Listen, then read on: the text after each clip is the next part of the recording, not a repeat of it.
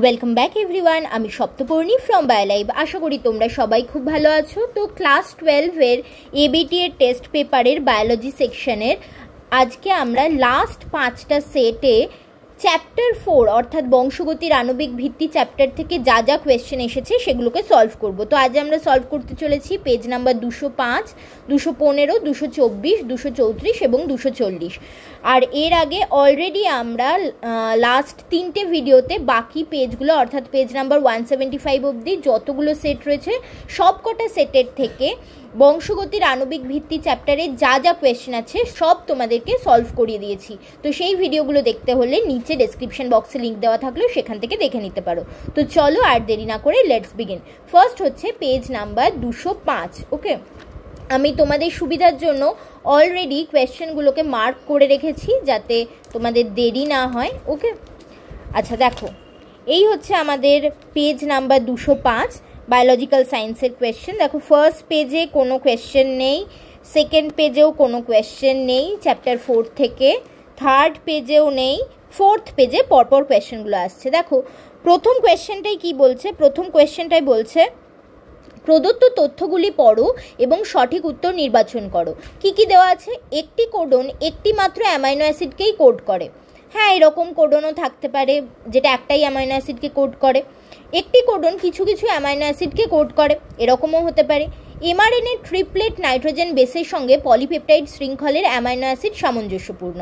এবারে দেখো, ABC sequence দিয়ে দিয়েছে আর প্রত্যেকটা কথা কোডনের কোন ধর্মকে বিশ্লেষণ করছে সেগুলো দেওয়া আছে। দেখো, একটি কোডন একটি মাত্রই অ্যামাইনো অ্যাসিডকে কোড করে, এটা হচ্ছে কি ধরনের কথা? এটা হচ্ছে অদ্ব্যর্থক কথা। অর্থাৎ যখন কোনো একটি কোডনের একটাই মিনিং থাকছে, একাধিক মিনিং থাকছে না, ঠিক আছে, সেটাকে আমরা অদ্ব্যর্থক বলি। তাহলে এখানে বুঝতেই পারছো বি বা সি এর মধ্যে কোনো একটা হবে।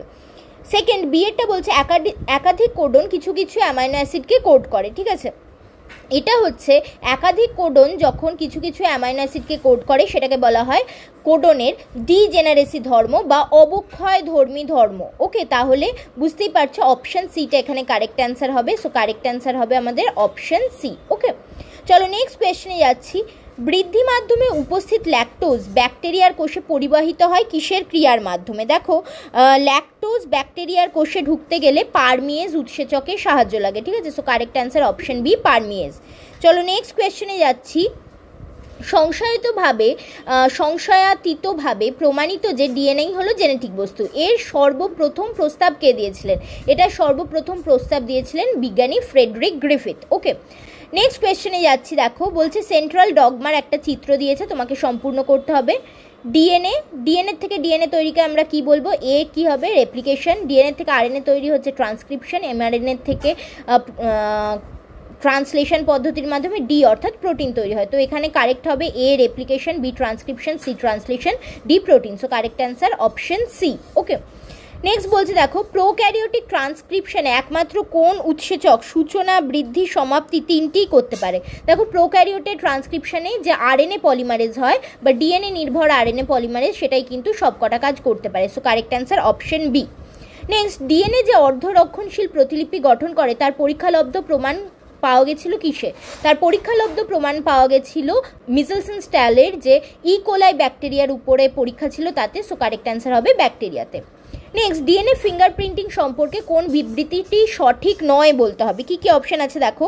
এটি পিতৃজনু থেকে অপত্য জনুতে সঞ্চারিত হয় না, এটাই তো ভুল। ডিএনএ ফিঙ্গারপ্রিন্টিং তো এজন্যই আমরা করি যাতে আমরা অপত্যর বাবা মাকে চিনতে পারি, এটাও একটা রিজন না? তো অবশ্যই এটি পিতৃজনু থেকে অপত্য জনুতে সঞ্চারিত হয়। সো এটা কিন্তু ভুল বিবৃতি। So correct answer option A.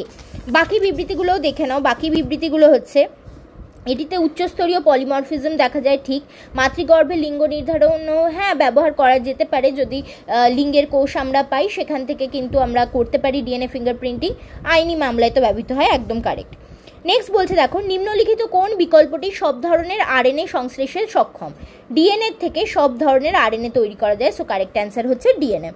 আচ্ছা, এই পেজের এই সেটের লাস্ট কোয়েশ্চেন হচ্ছে ডিএনএ খণ্ড কি ধরনের আধানযুক্ত? আমরা সবাই জানি ডিএনএ হচ্ছে negatively charge. So correct answer option B, ঋণাত্মক আধানযুক্ত। তাহলে এই ছিল আমাদের পেজ নাম্বার 205-এর সবকটা কোয়েশ্চেন। এরপরে আমরা চলে যাচ্ছি পেজ নাম্বার 215 যে বায়োলজিক্যাল সায়েন্সের কোয়েশ্চেন রয়েছে সেখান থেকে আমরা দেখে নেব হচ্ছে এবার চ্যাপ্টার 4 বংশগতির আণবিক বিদ্যা থেকে কি কি কোয়েশ্চেন আছে। প্রথম কোয়েশ্চেন দেখো, ডিএনএ অণুর যে অংশ থেকে একটি সম্পূর্ণ পলিপেপটাইড তৈরি হয় সেই অংশটিকে কি বলা হয়? অবভিয়াসলি আমরা জিন বলে থাকি। ডিএনএর যে তন্তুতে ওকাজাকি খণ্ডের সাহায্যে সংশ্লেষ প্রক্রিয়া সম্পন্ন হয় সেই তন্তুকে কি বলা হয়? ওকাজাকি খণ্ড দেখা যায় ল্যাগিং তন্ত্রীতে। ওকে, নেক্সট, ডিএনএর যে নির্দিষ্ট স্থানে আরএনএ পলিমারেজ যুক্ত হয় তাকে কি বলা হয়? আরএনএ পলিমারেজ যুক্ত হয় ডিএনএর প্রোমোটার অঞ্চলে, যে প্রোমোটার অঞ্চলের মধ্যে আমাদের প্রিবনো বক্স, -35 এলিমেন্ট ইত্যাদি থাকতে পারে। সো কারেক্ট অ্যান্সার এখানে প্রোমোটার অঞ্চল। নেক্সট দেখো, এই পেজ থেকে আরেকটা কোয়েশ্চেন আছে, বিবৃতি দেওয়া আছে এবং তার কারণ বলা আছে, বলতে হবে তোমাদের। ডিএনএ রেপ্লিকেশন পদ্ধতিটিকে সেমি কনজারভেটিভ বলে, একদম কারেক্ট। সংশ্লেষিত দুটি অপত্য অণুর প্রতিটিতে একটি শৃঙ্খল মাতৃ ডিএনএ অণুর এবং অপরটি নতুন সংশ্লেষিত, হ্যাঁ এটাও কারেক্ট, এবং যে জন্যই এটাকে সেমি কনজারভেটিভ বলা হয়। সো এখানে বিবৃতি কারণ দুটোই কারেক্ট এবং কারণটাই বিবৃতির সঠিক ব্যাখ্যা। সো কারেক্ট অ্যান্সার হবে অপশন এ। ওকে, চলো নেক্সট কোয়েশ্চেনে যাচ্ছি আমরা। দেখো এই পেজ থেকে কোনো কোয়েশ্চেন নেই। নেক্সট এই পেজে কোয়েশ্চেন আছে, এর মধ্যে কোন বক্তব্যটি সঠিক তা তোমাদের বলতে হবে। 4টে করে বক্তব্য আছে। ক্রোমোজোমের হেটেরোক্রোম্যাটিন অংশ ইন্টারফেজ এবং বিভাজন দশা উভয় ক্ষেত্রেই হালকাভাবে রঞ্জিত হয়, না হালকাভাবে নয়, গাঢ়ভাবে রঞ্জিত হয়। সো এটা ভুল। ক্রোমোজোমের ইউক্রোম্যাটিন অংশ ইন্টারফেজ দশায় হালকা এবং বিভাজনকালে গাঢ়ভাবে রঞ্জিত হয়, একদম সঠিক, ঠিক আছে। So correct answer option B. Next, protein সংশ্লেষের আগে রাইবোজোমগুলি আরএনএ বরাবর সজ্জিত হয়ে পলিরাইবোজোম গঠন করে। নেক্সট, এমআরএনএগুলি সাইটোপ্লাজম থেকে নির্দিষ্ট অ্যামাইনো অ্যাসিড বহন করে রাইবোজোমে নিয়ে আসে, না। বিভিন্ন টিআরএনএর অ্যান্টিকোডন প্রান্তে এমআরএনএর বিভিন্ন কোডনের পরিপূরক বেস থাকে, এইটা কিন্তু একদম কারেক্ট, ঠিক আছে। সো কারেক্ট অ্যান্সার এখানে অপশন সি। নেক্সট কোয়েশ্চেনে যাচ্ছি, টেমপ্লেট তন্তুর উপরে ডিএনএ রেপ্লিকেশন শুরু করার জন্য একটি ছোট আরএনএ প্রাইমার প্রয়োজন হয়, একদম কারেক্ট। সো এখানে কারেক্ট অ্যান্সার অপশন এ, আর দেখারই দরকার নেই আমাদের। চলো, এই সেটে আর কোনো কোয়েশ্চেন নেই চ্যাপ্টার 4 থেকে। নেক্সট আমরা চলে যাব হচ্ছে আমাদের নেক্সট সেট হচ্ছে আমাদের পেজ নাম্বার 224। ওকে, চলো দেখি এখানে বায়োলজিক্যাল সায়েন্সে কি কি কোয়েশ্চেন এসছে চ্যাপ্টার 4 থেকে। এই পেজে কোনো কোয়েশ্চেন নেই, এই পেজে দুটো কোয়েশ্চেন আছে। কি বলছে, নিচের কোন পদ্ধতি দ্বারা জিনের বহির্প্রকাশ নিয়ন্ত্রিত হয়? ট্রান্সক্রিপশন, আরএনএর প্রক্রিয়াকরণ, নিউক্লিয়াস থেকে সাইটোপ্লাজমে এমআরএনএর পরিবহন, নাকি ট্রান্সলেশন? দেখো এই প্রত্যেকটা স্টেপেই কিন্তু হতে পারে ডিএনএর যে জিনের বহির্প্রকাশ নিয়ন্ত্রিত হতে পারে। সো এখানে কারেক্ট অ্যান্সার হবে সবকটি। নেক্সট বলেছে, নিচে একটা চিত্র দেওয়া আছে, সেই অনুযায়ী এখানে এ বি দেওয়া রয়েছে, কি সেগুলো বলতে হবে। ওকে, তো দেখো বলছে চিত্রটি কোন পদ্ধতিকে নির্দেশ করে? অবশ্যই এটা রেপ্লিকেশনকে নির্দেশ করে, তো বি বা সি এর মধ্যে কোনো একটা হবে। এটা কি? এটা বুঝতেই পারছো নিরবচ্ছিন্নভাবে তৈরি হচ্ছে, এটা তাহলে লিডিং তন্ত্রী, তো তাহলে অপশন সি কারেক্ট হবে, বুঝতে পারছো, কারণ এ লিডিং তন্ত্রী আর বি যেটা বিচ্ছিন্নভাবে তৈরি হচ্ছে সেটা ল্যাগিং তন্ত্রী। ওকে, চলো দেখে নিই এই পেজে এই সেট থেকে আর কি কোয়েশ্চেন আছে। দেখো এরপরের কোয়েশ্চেন হচ্ছে স্তম্ভ মেলাতে দিয়েছে। দেখো জেকব মোনার্ড কি করেছিলেন? তিনি ল্যাকোপেরন আবিষ্কার করেছিলেন। গ্রিফিথ কি করেছিলেন? গ্রিফিথ বলেছিলেন ডিএনএ হচ্ছে জেনেটিক বস্তু। কর্নবার্গ, ডিএনএ পলিমারেজ 1কে বলা হয় কর্নবার্গের উৎসেচক, আর হুগো দ্য ভ্রিস হচ্ছে মিউটেশনের প্রবক্তা। ওকে, সো এখানে কারেক্ট অ্যান্সার হবে তাহলে 1-এর সাথে 4 যাবে, দেখি 1-এর সাথে কোন অপশানে 4 আছে, বি আর ডিতে আছে।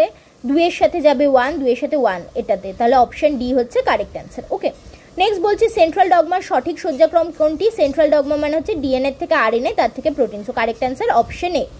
নেক্সট যাচ্ছি, দেখো চারগ্রাফের সূত্র অনুযায়ী নিম্নলিখিত কোনটি সঠিক বলতে হবে। চারগ্রাফের সূত্র অনুযায়ী যতগুলো এ থাকে ততগুলোই টি, যতগুলো জি থাকে ততগুলোই সি, অর্থাৎ পিউরিন কারা কারা? এ আর G equal to T plus C, পিরিমিডিনের টোটাল সংখ্যা হবে। সো এখানে কারেক্ট অ্যান্সার হবে তাহলে option C, A plus G equal to T plus C. Okay, next translation প্রক্রিয়ায় নিচের কোন উপাদানগুলির প্রয়োজন হয়? ট্রান্সলেশনে এমআরএনএ লাগে, অ্যামাইনো অ্যাসিডও লাগে, টিআরএনএ আরএনএও লাগে। সো কারেক্ট অ্যান্সার সবকটি।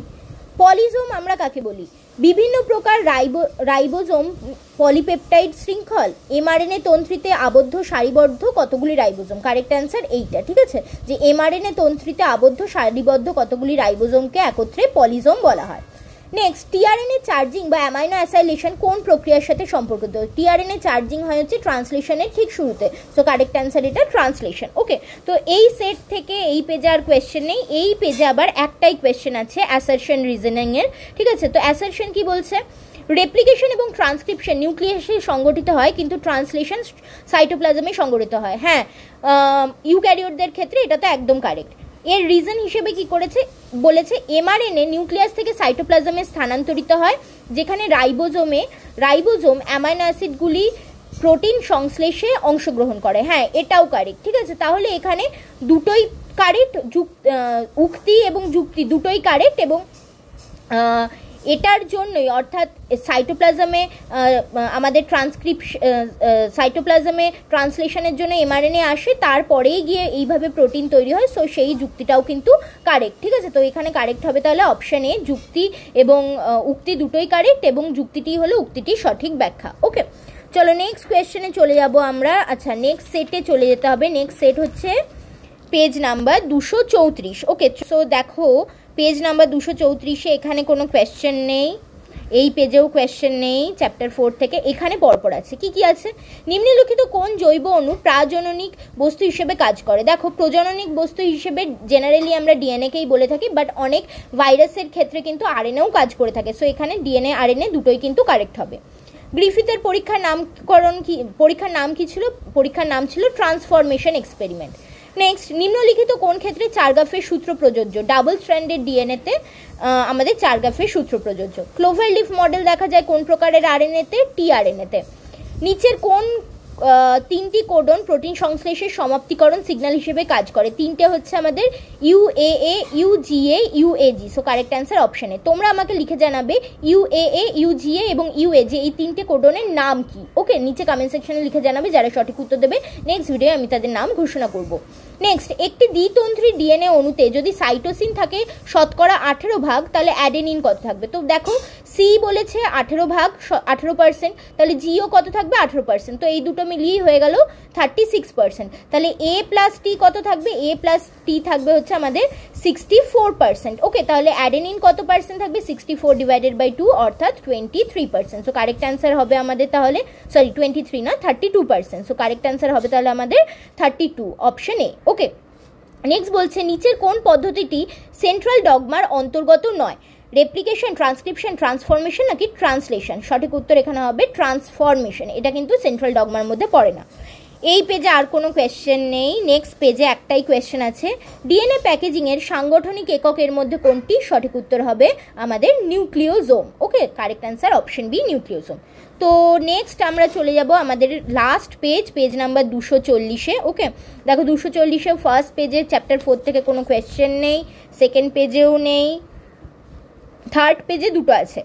একটি ইঁদুরের দেহে তাপে মৃত 3S এবং জীবিত 2R ব্যাকটেরিয়ার মিশ্রণ ইনজেক্ট করলে কি হবে? ইঁদুরটা মারা যাবে। কেন মারা যাবে? কারণ আমাদের যে তাপে মৃত 3S তার থেকে ডিএনএ 2R এর মধ্যে যাবে এবং 2Rকে 3S এ কনভার্ট করবে, যার ফলে কিন্তু আমাদের ইঁদুর মারা যাবে, যেটা গ্রিফিথের এক্সপেরিমেন্ট ছিল।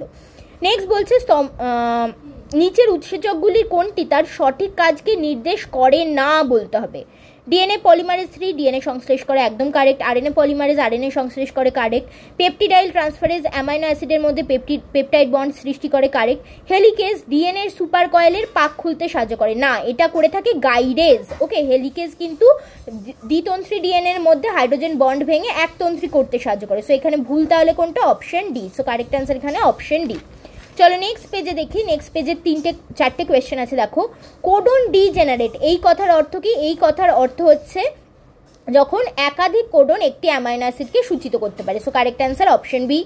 ল্যাকোপেরনের ক্ষেত্রে মাধ্যমে ল্যাকটোজ উপস্থিত থাকলে কি হবে? ল্যাকোপেরনের ক্ষেত্রে মাধ্যমে ল্যাকটোজ যদি থাকে তাহলে ল্যাকোপেরনের সুইচ অন হয়ে যাবে, ঠিক আছে। বাট যখন আবার ল্যাকটোজ ধীরে ধীরে ল্যাকোপেরনের মাধ্যমে কাজ করতে করতে ল্যাকটোজ যখন শেষ হয়ে যাবে তখন আবার কিন্তু পরে সুইচ অফ হয়ে যায়। তো বাট ল্যাকটোজ যদি উপস্থিত থাকে তাহলে ওপেরনের সুইচ কিন্তু অন হয়। ওকে, সো কারেক্ট অ্যান্সার এখানে অপশন এ। নিচের কোনটি সঠিক বলতে হবে? মানুষের সবচেয়ে বড় জিন ডিস্ট্রফিন, একদম কারেক্ট, প্রথমটাই কারেক্ট, ঠিক আছে, তো বাকিগুলো আমাদের দেখা দরকার নেই। নেক্সট বলছে বিডিএন এর ক্ষেত্রে বিভিন্ন রাসায়নিক উপাদানের মধ্যে যে প্রকার বন্ধনের সৃষ্টি হয় সেক্ষেত্রে নিচের কোনটি সঠিক নয় বলতে হবে। কি বলা আছে, নাইট্রোজেন ক্ষারকের সাথে নাইট্রোজেন ক্ষারকের হাইড্রোজেন বন্ড তৈরি হয়, কারেক্ট। আমাদের যে ডিঅক্সিরাইবোজ সুগার রয়েছে, সুগারের সাথে নাইট্রোজেন ক্ষারকের পেপটাইড বন্ড তৈরি হয় না, এটা কিন্তু ভুল, এটা কিন্তু তৈরি হয় না। সুগারের সাথে নাইট্রোজেনের কিন্তু পেপটাইড বন্ড তৈরি হয় না, সো এখানে ভুল, তাহলে অপশন বি। ওকে, তো এই ছিল আমাদের লাস্ট 5টা সেটে চ্যাপ্টার 4 অর্থাৎ বংশগতির আণবিক ভিত্তি থেকে যা যা কোয়েশ্চেন এসেছিল সব কটা তোমাদের করিয়ে দিলাম। তাহলে চ্যাপ্টার 4 থেকে যা যা আমাদের সেট রয়েছে সব কটা কোয়েশ্চেন কিন্তু চ্যাপ্টার 4 এর জন্য কমপ্লিট আমাদের হয়ে গেল। এরপরে আমরা অন্য আরেকটা চ্যাপ্টার ধরবো এবং সেই অনুযায়ী প্রত্যেকটা সেটের কোয়েশ্চেন তোমাদের কমপ্লিট করাবো। এর ফলে তোমাদের ধারণা হবে সেটগুলোতে চ্যাপ্টার ওয়াইজ কিভাবে কোয়েশ্চেন আসছে, চ্যাপ্টারের কোন জায়গাটা তোমাকে আরো ভালো করে পড়তে হবে। ওকে, তো ভিডিও ভালো লাগলে অবশ্যই লাইক শেয়ার করে দিতে ভুলো না এবং অবশ্যই চ্যানেলটাকে সাবস্ক্রাইব করে রাখো, কারণ এরপরেও এরকম আরো অনেক ভিডিও ডেইলি তোমাদের জন্য আসতে চলেছে। Thanks for watching and happy learning.